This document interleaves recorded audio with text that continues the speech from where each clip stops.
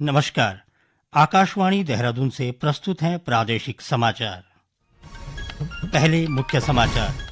मुख्यमंत्री पुष्कर सिंह धामी ने कहा, राष्ट्रीय खेलों के लिए विकसित अत्याधुनिक खेल इंफ्रास्ट्रक्चर का दीर्घकालिक उपयोग सुनिश्चित करने के लिए सरकार ठोस कार्य योजना बनाएगी। 38वें राष्ट्रीय खेलों में राज्य के पदक विजेता खिलाड़ियों के सम्मान में खेल विभाग विशेष भोज का आयोजन करेगा।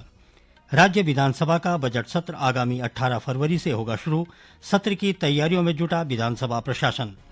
प्रधानमंत्री नरेंद्र मोदी ने कहा, भारत न केवल भविष्य के बारे में वैश्विक विचार विमर्श का केंद्र है, बल्कि इन चर्चाओं का नेतृत्व भी कर रहा है। और हरिद्वार में शारदीय कांवड़ यात्रा शुरू। यात्रा के पहले दिन बड़ी संख्या में श्रद्धालुओं ने हर की पैड़ी में डुबकी लगाई। दोपहर समाचारों के साथ मैं सुशील पुरोहित और अब समाचार विस्तार से।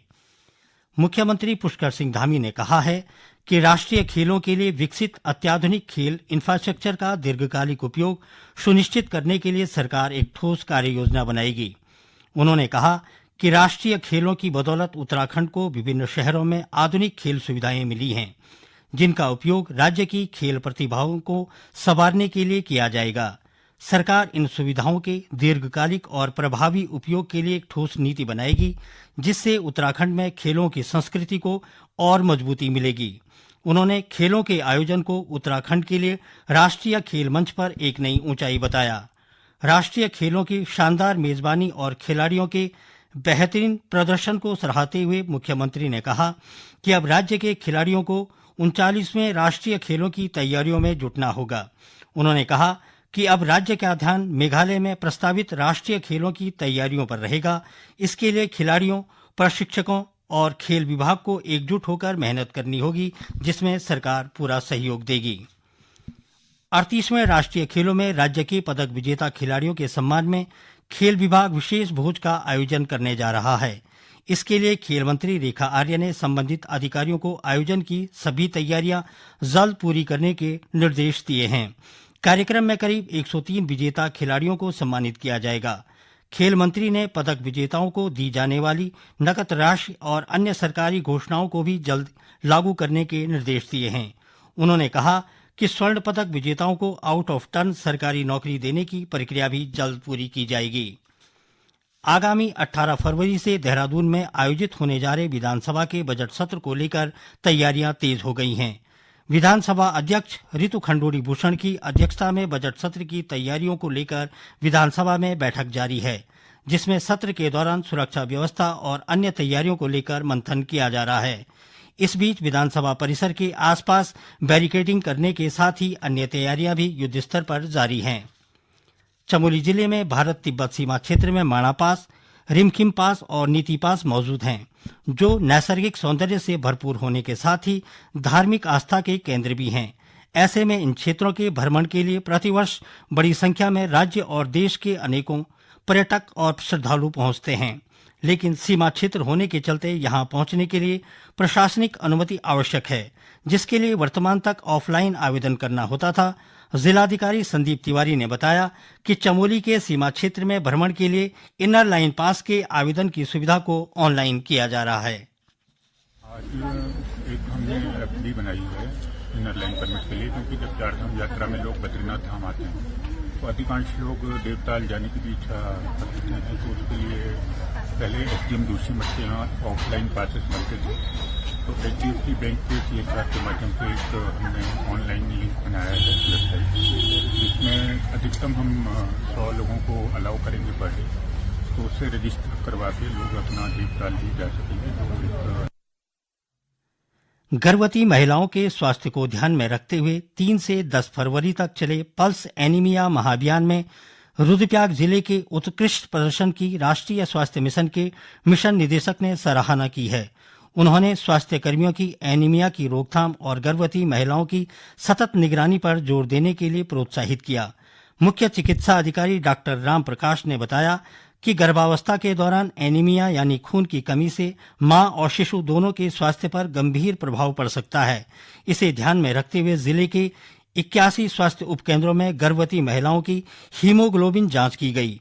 अभियान के तहत 1053 महिलाओं की जांच की गई। इनमें से 10 महिलाओं में एनीमिया पाया गया, जिनका तत्काल उपचार किया गया।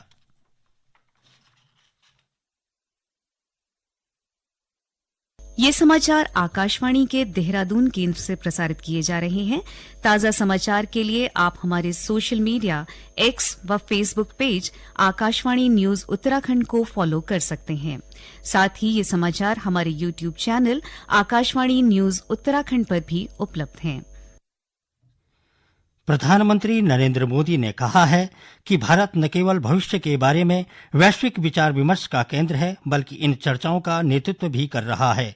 नई दिल्ली में कल एक मीडिया हाउस में आयोजित बैठक में श्री मोदी ने कहा कि भारत को विश्व में एक ऐसा स्थान मिला हुआ है जो पहले कभी नहीं था।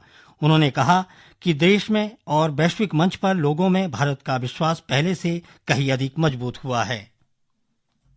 दुनिया के बड़े देश हो, दुनिया के बड़े मंच हो, भारत को लेकर जिस विश्वास से भरे हुए हैं पहले कभी नहीं था। ये पेरिस में एआई एक्शन समिट के दौरान हुए डिस्कशन में भी रिफ्लेक्ट हुआ है। आज भारत ग्लोबल फ्यूचर से जुड़े विमर्श के सेंटर में है और कुछ चीजों में उसे लीड भी कर रहा है।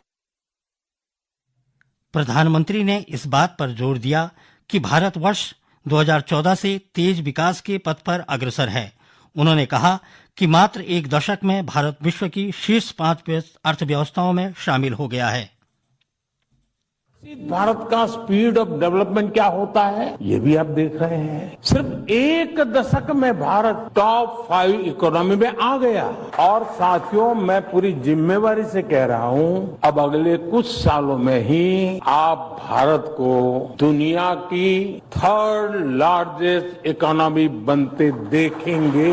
एक युवा देश को यही स्पीड चाहिए और आज इसी स्पीड से भारत चल रहा है। प्रधानमंत्री मोदी ने कहा कि सरकार ने व्यापार के भय को आसान व्यापार के रूप में परिवर्तित कर दिया है। श्री मोदी ने कहा कि उनकी सरकार विकसित भारत बनने की यात्रा में निजी क्षेत्र को महत्वपूर्ण भागीदार के रूप में देखती है। हरिद्वार में शारदीय कांवड़ यात्रा शुरू हो गई है। यात्रा के पहले दिन कल बड़ी संख्या में श्रद्धालुओं ने हर की पैड़ी में डुबकी लगाई। उप जिलाधिकारी अजय वीर सिंह ने बताया कि हरिद्वार में 2 सत्रों में कांवड़ यात्रा रहती है।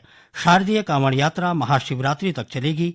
इस संबंध में एक अंतर्राज्यीय बैठक भी हुई थी और विभिन्न जिलों के प्रशासनिक अधिकारियों के साथ मिलकर प्लान तैयार किया गया है। हरिद्वार धर्म नगरी है। यहाँ पे 2 सत्रों में कांवड़ की यात्रा रहती है। जो ये वाला सत्र है 15 फरवरी से लेकर महाशिवरात्रि तक, इसमें शरद कांवड़ का हमारा जो मेन रूट है वह हरिद्वार निजामाबाद रोड पे ज्यादा लोड रहता है। इस संबंध में एक अंतर्राज्यीय मीटिंग भी जिला बिजनौर में हुई थी, जिसमें जिला मुरादाबाद, ऊधमसिंह नगर, हरिद्वार, बिजनौर इत्यादि से जितने भी हमारे प्रशासनिक और पुलिस अधिकारी उपस्थित थे, इसमें प्लान बनाया गया है ताकि ट्रैफिक से कांवड़ जितने हमारे यात्रियों को दिक्कत न रहे। तो हमारी उम्मीद है कि सुचारू तरीके से यात्रा चलेगी। यात्रा 15 फरवरी से 27 फरवरी तक है, जिसमें मुख्यतः जो लोड रहता है 20-21 फरवरी के बाद से रहेगा महाशिवरात्रि। तो हमारी उम्मीद है कि सुचारू तरीके से यात्रा चलेगी। इस बार का जो ट्रैफिक प्लान है वो काफी विस्तृत है, जिसमें एसेंशियल कमोडिटीज के लिए अलग रूट रखा गया है, हैवी ट्रैफिक के लिए यहाँ से बंद करा गया है उसको, और जो लाइट व्हीकल्स हैं वो भी 20 तारीख के बाद से यहाँ से बंद रहेंगे। राजधानी देहरादून शहर को स्वच्छ बनाने के उद्देश्य से नगर निगम परिसर में स्वच्छता वार रूम की स्थापना की गई। स्वच्छता वार रूम में विभिन्न माध्यमों से प्राप्त होने वाली शिकायतों की मॉनिटरिंग, शिकायतों का समय पर निस्तारण और पब्लिक फीडबैक का कार्य किया जाएगा। इस दौरान स्वच्छता बैज का भी विमोचन किया गया। यह बैज उन भवन स्वामियों को दिया जाएगा जिनके द्वारा अपने घर का सूखा और गीला कूड़ा पृथक करते हुए नगर निगम के डोर टू डोर कूड़ा उठान के लिए संचालित वाहनों को लगातार कूड़ा दिया जाएगा। देहरादून के जिलाधिकारी सविन बंसल ने ऋषिपर्णा सभागार कलेक्ट्रेट में यूसीसी की बैठक आयोजित कर अधिकारियों को इसके क्रियान्वयन की दिशा में प्रभावी कदम उठाने के निर्देश दिए। उन्होंने अधिकारियों से प्राप्त आवेदनों के त्वरित निस्तारण पर जोर दिया और रजिस्ट्रार व उप जिलाधिकारियों को हर दिन रिपोर्ट प्रस्तुत करने के लिए कहा। श्री बंसल ने अपर जिलाधिकारी वित्त एवं राजस्व को यूसीसी से जुड़े मामले की दैनिक निगरानी के निर्देश दिए, जबकि ग्रामीण क्षेत्रों में प्रभावी कार्यान्वयन के लिए जिला पंचायत राज अधिकारी को नोडल अधिकारी नियुक्त किया गया। जिले में अब तक यूसीसी के तहत 698 आवेदन प्राप्त हुए हैं, जिनमें से 531 का निस्तारण हो चुका है, जबकि शेष आवेदनों पर कार्रवाई जारी है। जिलाधिकारी ने लंबित आवेदनों के शीघ्र निस्तारण के निर्देश दिए। अंत में मुख्य समाचार एक बार फिर। मुख्यमंत्री पुष्कर सिंह धामी ने कहा, राष्ट्रीय खेलों के लिए विकसित अत्याधुनिक खेल इंफ्रास्ट्रक्चर का दीर्घकालिक उपयोग सुनिश्चित करने के लिए सरकार ठोस कार्य योजना बनाएगी। 38वें राष्ट्रीय खेलों में राज्य के पदक विजेता खिलाड़ियों के सम्मान में खेल विभाग विशेष भोज का आयोजन करेगा। राज्य विधानसभा का बजट सत्र आगामी 18 फरवरी से होगा शुरू। सत्र की तैयारियों में जुटा विधानसभा प्रशासन। प्रधानमंत्री नरेंद्र मोदी ने कहा, भारत न केवल भविष्य के बारे में वैश्विक विचार विमर्श का केंद्र है, बल्कि इन चर्चाओं का नेतृत्व भी कर रहा है। और हरिद्वार में शारदीय कांवड़ यात्रा शुरू। यात्रा के पहले दिन बड़ी संख्या में श्रद्धालुओं ने हर की पैड़ी में डुबकी लगाई। इसके साथ ही दोपहर समाचार का ये अंक समाप्त हुआ। नमस्कार।